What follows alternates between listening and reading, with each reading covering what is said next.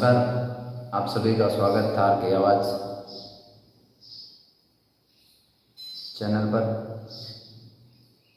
हारने के बाद, एक हार के बाद भी जिस प्रकार से रविंदर सिंह भाटी सुर्खियां बटोर रहे हैं, चर्चा का विषय बन रहे हैं, जिस प्रकार से उनकी लोकप्रियता रही है पिछले 5 साल से, जिसकी एक मिसाल बाड़मेर, जैसलमेर और बालोतरा संसदीय क्षेत्र में उनकी टीम द्वारा भी दी जा रही है। और सेवा परमो धर्म के उद्देश्य को हर गांव तक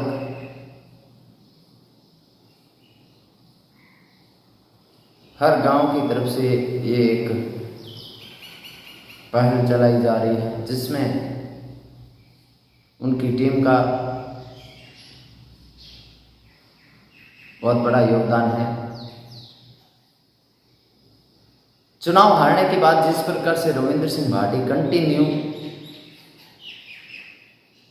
सामाजिक कार्यक्रमों के अंदर जिस प्रकार से उपस्थित होते हैं और उनके साथ, उनके लिए, उनको देखने के लिए जिस प्रकार से जनसैलाब, जनता की भीड़ उमड़ती है,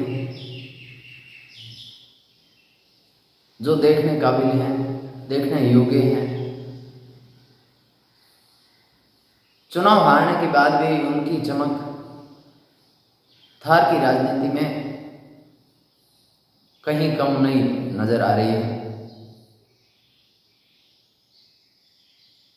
जिस प्रकार से वो सामाजिक कार्यक्रमों के अंदर अपने आप को व्यस्त रख रहे हैं, वे आगामी ऐसे बहुत से चुनाव रहेंगे जिसमें भी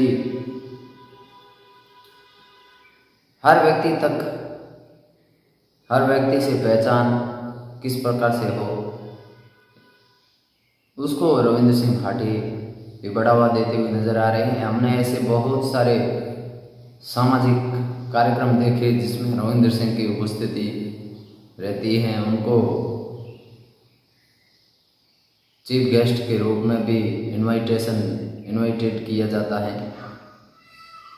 एक लोकसभा चुनाव हारने के बाद उनका भी स्टेटमेंट था, मायूस नहीं होना चाहिए। एक निर्दलीय होने के नाते उनको 6 लाख के करीब वोट मिले थे, जिसके बाद भारतीय जनता पार्टी और तमाम ऐसे बड़े बड़े नेता जिनकी चिंताएं की लकीरें भी ज़्यादा दिखने को मिली, जो पिछले 3-4 दिन से भारतीय जनता पार्टी के अंदर रविंदर के नाम को लेकर के भी काफ़ी गंभीरता से चर्चा की जा रही है। उनको इग्नोर करने से जिस प्रकार से भारतीय जनता पार्टी को नुकसान हुआ है, जिस प्रकार का नुकसान का सामना करना पड़ा, वो भी एक चिंता का विषय भारतीय जनता पार्टी के लिए रहेगा।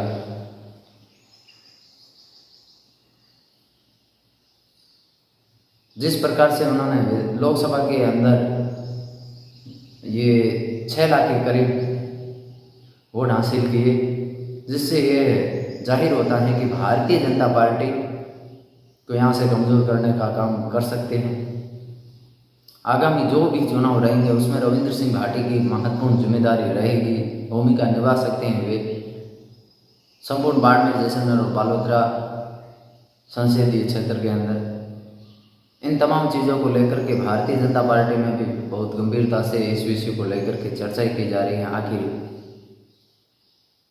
किस वजह से, आखिर क्या कारण रहे, उनके ऊपर भी चर्चा की गई। लेकिन उनकी जो लोकप्रियता, उनके जो सामाजिक कार्यक्रमों में व्यस्त रहना, ये चीज़ें जो निकल के आ रही हैं, जिससे लगता है कि रविंदर सिंह भाटी एक बड़ी पारी खेल सकते हैं, उनके करियर की लंबी पारी खेलने के मोड़ में हैं और उस प्रकार से वह अपना राजनीति को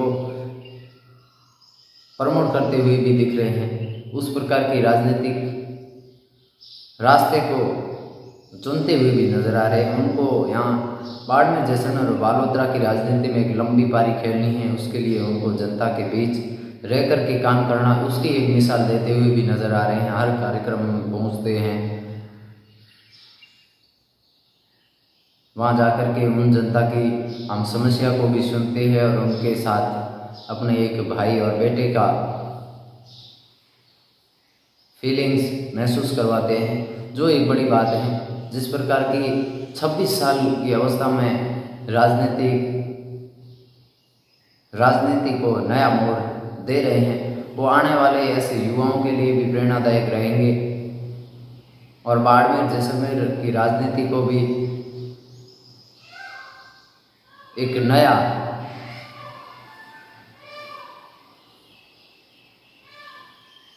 नेता भी मिलता हुआ नजर आ सकता है। बाड़मेर जैसलमेर और बालोतरा क्षेत्र का विकास, जिनको लेकर के जो काफ़ी टाइम से एक चिंता का विषय था, लेकिन आने वाली जो भी समय रहेगा वो यहाँ के तमाम लोगों के लिए रविंद्र एक आस बन करके, रविंद्र एक उम्मीद की किरण बन करके आगे आ सकता है। जिस प्रकार से उनकी राजनीति चल रही है, उनकी राजनीतिक शैली है, वो उनको एक दिन यहाँ से वही उनको इतना बड़ा बनाती हैं, जिससे उनके प्रति जनता का भी स्नेह प्रेम बरकरार रहता है।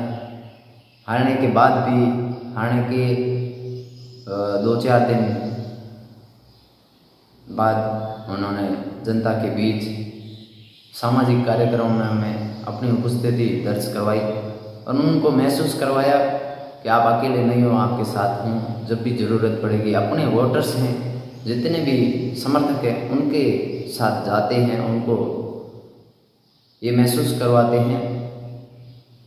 आपने जिस प्रकार से मेरे ऊपर विश्वास जताया, उस विश्वास पे मैं खरा उतरूँगा, जो मैंने वादे किए हैं उनको पूरा करूँगा।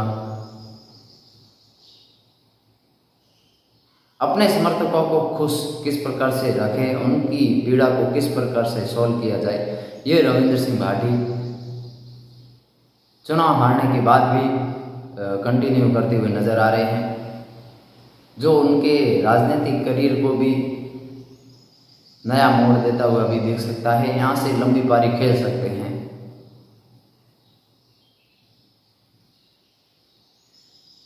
धन्यवाद, मिलते हैं नेक्स्ट वीडियो में, तब तक के लिए शुक्रिया।